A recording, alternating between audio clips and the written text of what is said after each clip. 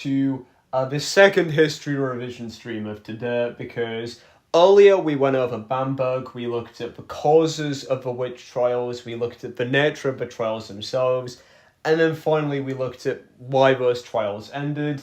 We're doing the exact same for East Anglia now, because I have a mock tomorrow, very first thing, and it's going to be about East Anglia and Bamberg, which isn't particularly a good start to the day, but we can cram through this because we're looking at the indicative content, which means it gives us a very nice summary of all of the kind of factors at play. So, we're looking at the context first of all. Let's look at what it says. Crop failures, so it says the causes were economic. So obviously, if you were going to write a, 3-part, essay on this, one of your bullet points would be economic. But let's look further in depth at that. I heard crop failures. So let's look at this. Crop failures in the mid-1640s as a result of disease and heavy rain were viewed as punishments from God by Puritans, and witches were blamed.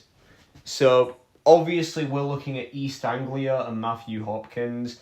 This was was it during or after the English Civil War, where primarily it's the Puritans and obviously the heavy opposition. So, Puritans saw as a punishment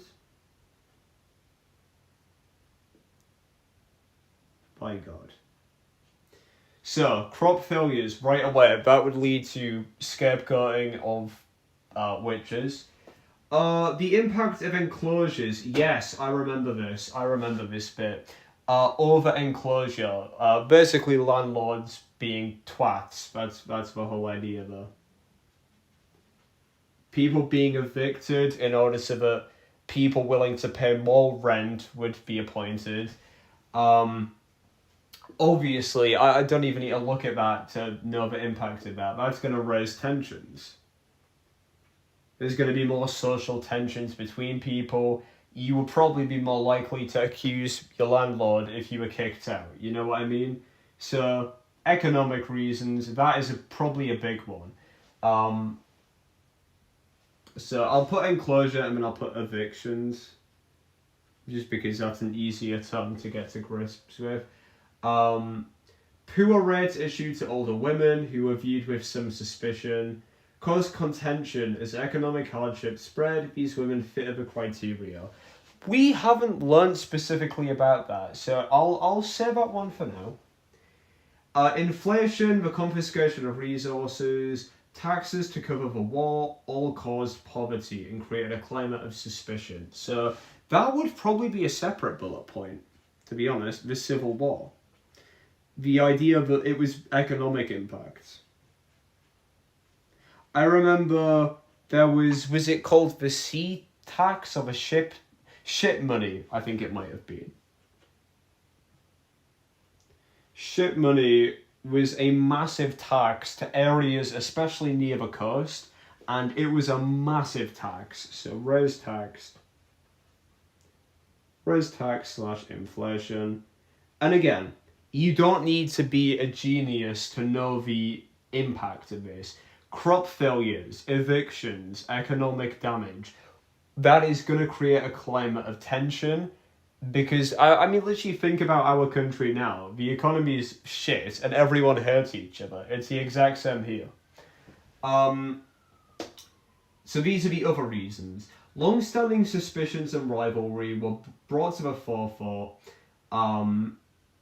through the chaos of the Civil War, which enabled the witch hunt to develop. So that is... I don't even know whether that needs a bullet point, really. Just specifically, if we're highlighting these as the big reasons, long-standing suspicions and rivalry. I'll just put rivalry. Because the Civil War wasn't religious. It was a civil war because you had one of the... was it Charles II, I believe? He hated Parliament. Parliament hated him. and that was the civil war that resulted. The absence of senior judges and the lack of the assizes meant the witch hunt spread rapidly throughout the region. So that is another thing. Lack of, I'll just put court system. Because I think there's literally a bullet point in the spec that talks about a lack of a judicial system. Same with Bamberg, where there was a lack of a judicial system, and Dornheim took advantage of that. Lack of a court system because of the Civil War. So, yes, I remember this. Less senior judges. And no assize. So, less senior judges, people that had no legal experience, were carrying out, some of these trials. And obviously, if they have no experience, they're going to be shit. And obviously, one of the main ones... so this is a cause, bear in mind, cause. So actually, I don't think Hopkins is a cause, it's Stern. He is a root cause. He offered his service as a witch finder and was motivated by Puritan,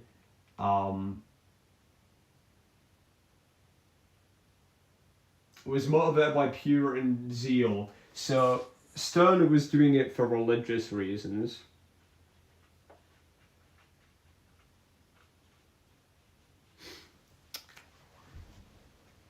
Gentry away fighting meant the breakdown of traditional authority allowed more frequent accusations. Yes, so we'll link that to there. Gentry fighting, lack of authority, which would open the floodgates for easier accusations. I forgot to mention Hopkins.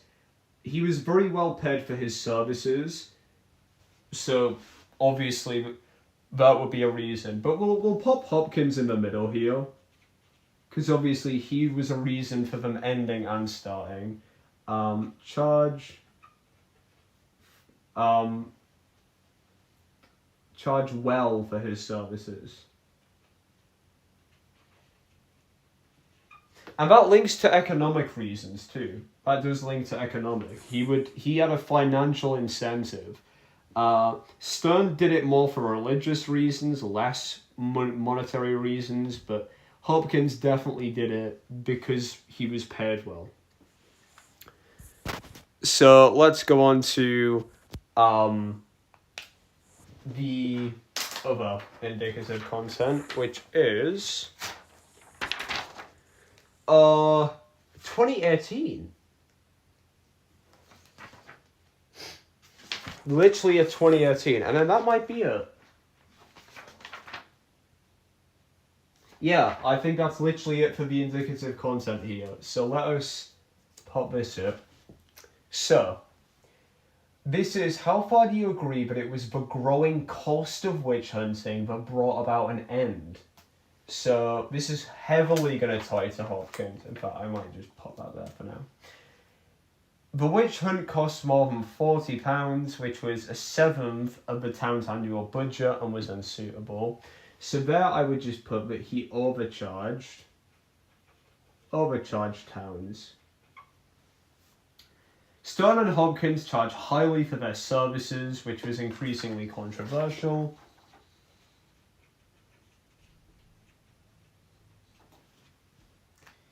Imprisonment was a significant expense, I remember this.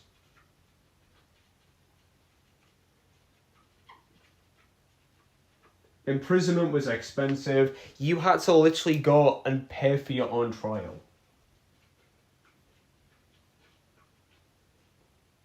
And they would actually collect money in order to feed, bread money. They literally would go around the town collecting bread money for the prisoners to feed them. The trial of witches was another expense. Accommodation and food were needed for the judges. I remember this because there was some guy that charged upwards of 100 just for a single night.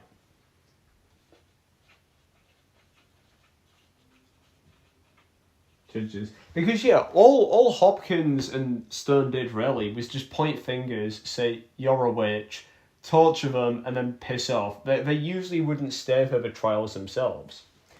The death of Hopkins led to a decline in the number of deaths. So,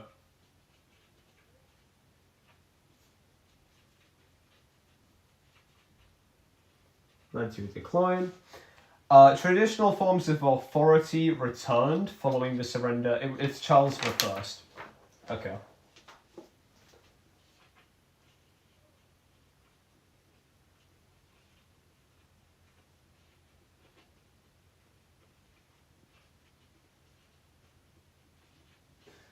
That's very important.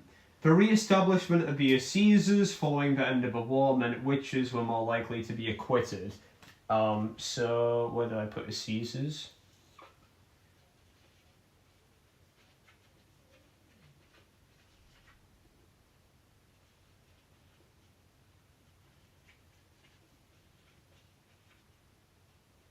More likely to be acquitted.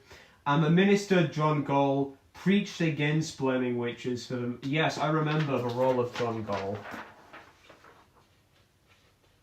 He preached against accusing witches.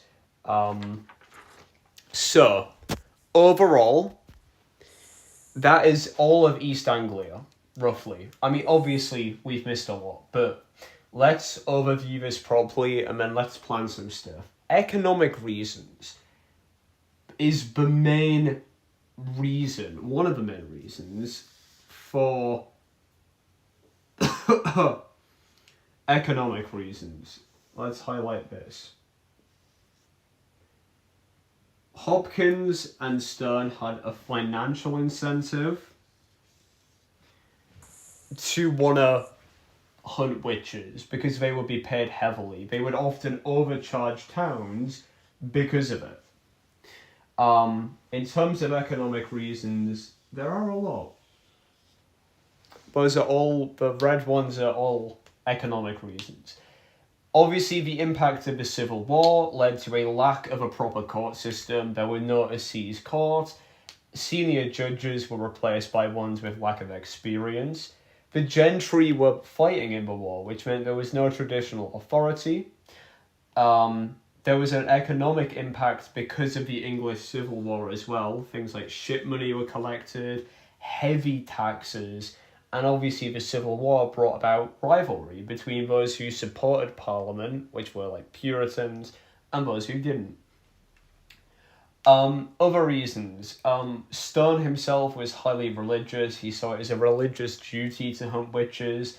Therefore, he was not as motivated by money, but he still did charge. Hopkins, of course, overcharged towns for his service. He would have a higher incentive to want to imprison more witches. Imprisonment became very expensive to the point where they had to collect bread money. The judges were expensive.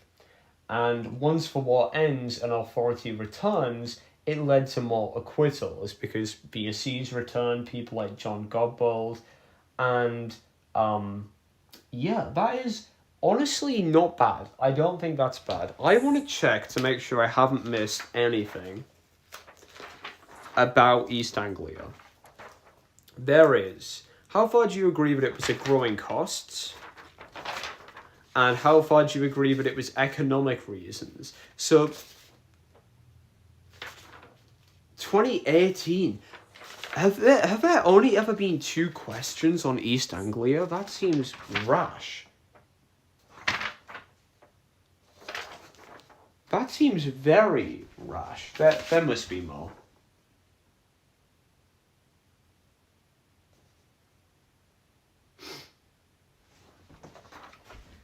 I have a massive pile of paper.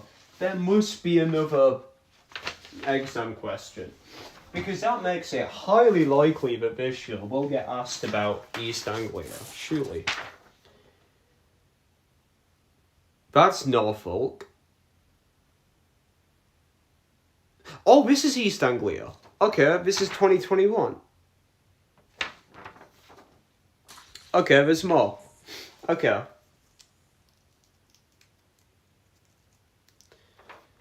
So this is assessed for value. The criticisms raised about witch hunting and Hopkins' defense of his actions. So how Hopkins defended his actions and what the judges raised criticisms of. Okay. Criticism 13.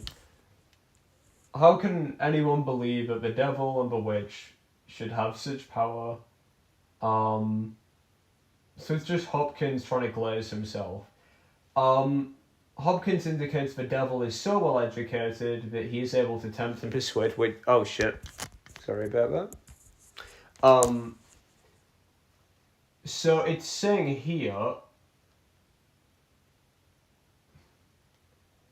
it dates towards the end of the persecutions when the scale had become massive. The pamphlet was published, suggests there was an interest in witch hunts. The pamphlet is written by him, so he's trying to justify his actions. There were concerns that a belief in the actions of witches. The source claims that there were concerns that the witch finder is exploiting communities financially.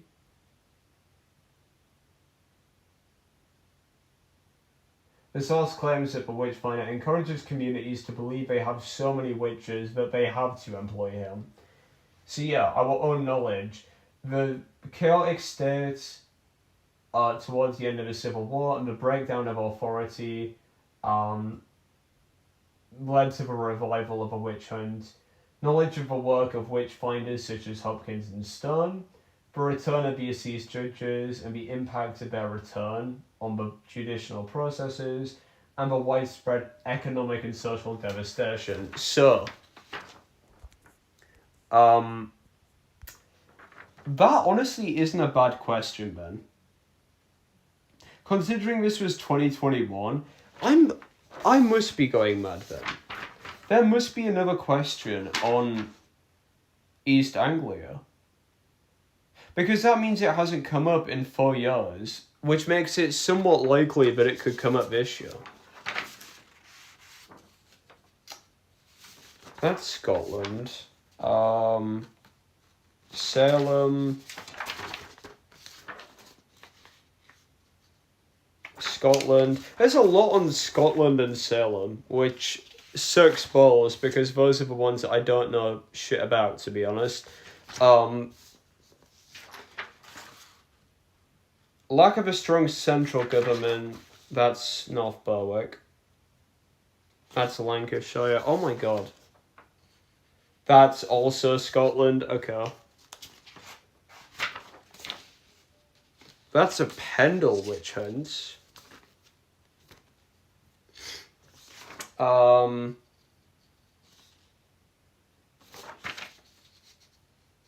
Salem again. Jane Wenham was a turning point.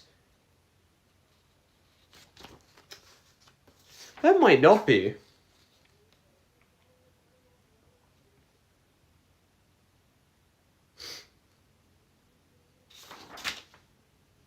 There might actually not be any more questions on East Anglia. That's about the Royal Society.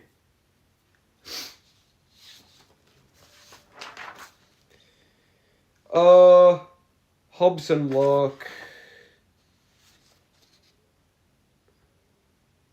King James. There are a lot of questions here, do bear with me. Kepler. Francis Bacon and the empirical method. We haven't even gone over Gresham College, so I'd be fucked if that came up, to be honest. Skeptics.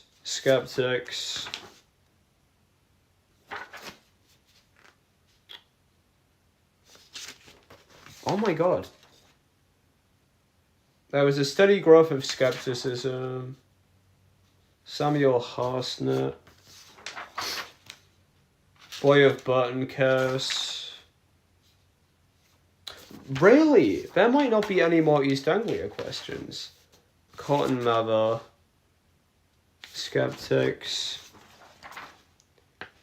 So Salem hunts. Oh, okay, here. I found one. How accurate is it to say that the re-establishment of traditional authority was the main reason for the end of the witch craze? Okay, let me go glue this one to the board quickly. Honestly, this might not actually contain anything that useful. This is 2023. Okay, so it might not come up this year, but whatever. We'll still look. Traditional forms of authority which have been missing, create a vacuum, resume. So I've already mentioned that, the fact that it returned.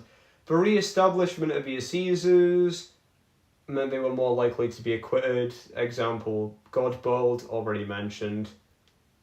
During the Civil War, royalist clergy had been replaced by Puritans, who had made a connection between royalists, superstition, and witchcraft. So it's actually, that's an interesting point. The influence of Puritans. I didn't mention that. I'll literally just put that. I'll know what it means. The witchfinders were less likely to achieve convictions in trials, where traditional authority figures. So all that's saying is when they actually had people of authority, they made pretty shit trials. The local minister, John Gall, preached against blaming witches for misfortune and made a number of attacks on witchfinders. They seem to be glazing the hell out of John Gall. That's interesting. I'll write a bit about that.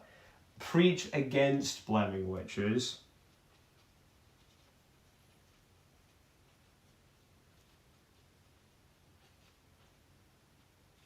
I don't actually recall where I've heard this guy before. I made a number of attacks against witch hunters. And he links to traditional authority.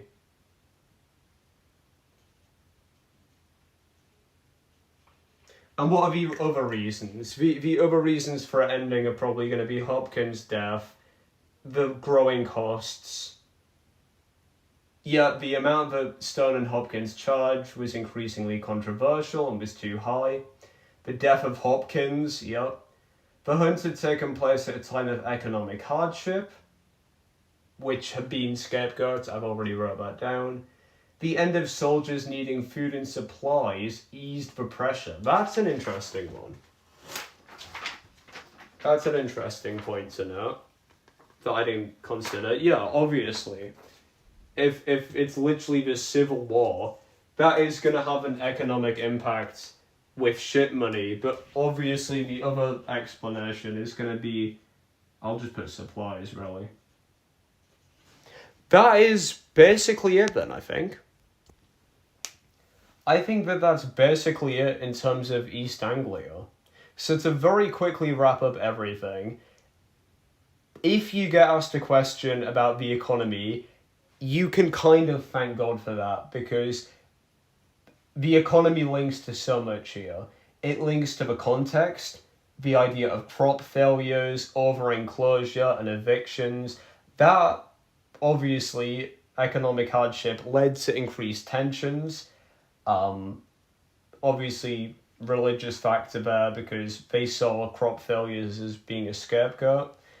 The economic impact of the Civil War in particular, because it raised taxes, inflation, shit money, put pressure on towns because of supplies. And overall, Hopkins and Stern charged people a lot, overcharged towns for their services, and they continually promoted the idea that their services were needed, especially because Stern was religious himself.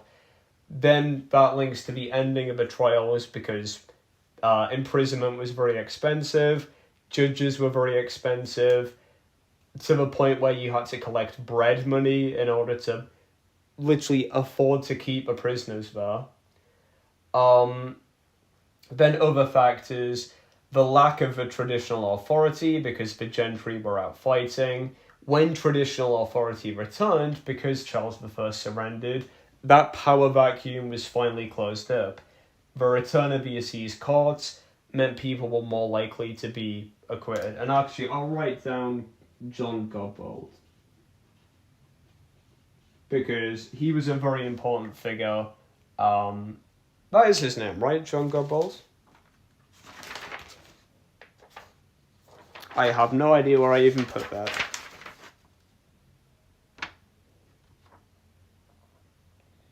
Yeah, John Godbolt. Okay. Well, I don't know if his first name's John, but it's like the 1600s. Everyone's called John. Lack of a traditional court system, less senior judges, etc. Then that's basically it in terms of East Anglia. Literally the two biggest things. There's three big things you can talk about: the economy, Hopkins himself and Stern, and then obviously the Civil War. Those are literally the three big things to talk about. So I'm happy to almost wrap things up there, I think. I didn't take a screenshot. Shit. It's fine.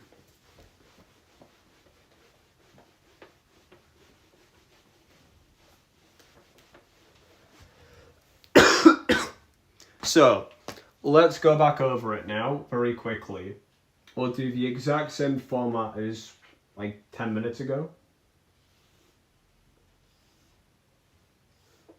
So, context. The nature itself. And finally, the ending. So, if you got asked an exam question, how would you plan it out? Let's have a look. Firstly, massive one, economic. Number 2, Civil War. And a third, social tensions. So, let's go in depth a little. Economic reasons you could yap about, obviously. Civil War you could also use to yap about. Lack of authority. No asses. And inexperienced judges. Economic reasons, you could talk about the Civil War being costly. You could talk about crop failures and scapegoats. Shit money I'll put there. And in terms of social tensions, that's going to be where you're talking about Stern, talking about, Puritans. But honestly, social tensions is a bit of a weak one. I would say that's a last to talk about. So, if you were asked a question, the English Civil War was the main reason behind the East Anglia trials, then you could obviously say, yeah, I agree. It was a civil war because it broke down traditional authority, it was costly. Another reason is economic, because of crop failures, led to scapegoats, over-enclosure, that's the other one I was going to put there. Evictions. A third reason is social tensions. People like Stern pushed the idea of, witches being a thing. Obviously, there was a massive conflict, and Puritans, there was a strong favour towards Puritans who would accuse enemies of Puritans. Then in terms of the nature, that's where we're talking about Hopkins. The idea that the judges were costly, keeping prisoners was costly. Obviously, and Stern as well. The nature itself.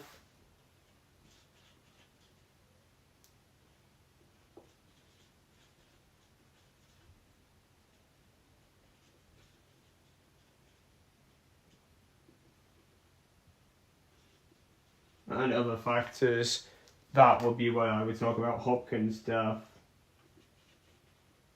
Re-establishment of traditional authority, the end of these kind of social tensions.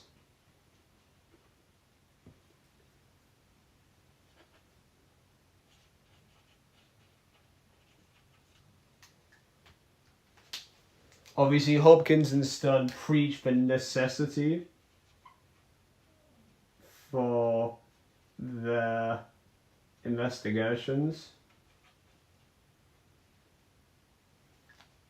Obviously, by branding himself as the general witchfinder. Re-establishment of authority, I'll just put John Godbold. John Gall, who obviously opposed the attacked witch hunters. But that is his name, right? John Gall?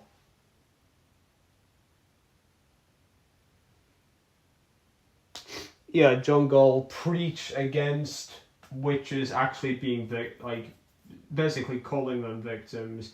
John Godbold, the idea of the Assis returning. And finally, with the re-establishment of traditional authority, obviously those less experienced judges are removed. So, we have spent 31 minutes there yapping about East Anglia. We spent 45 minutes before yapping about Bamberg. That's almost an hour and a half of revision on this. I'm hoping that will be more than enough for tomorrow. Now, with tomorrow, we also have an exam question on Prohibition and Levittown projects, both of which I'm fairly confident with. I'll be confident with it if it's the source question, because then I can put my own knowledge in and I'll get a massive lean back.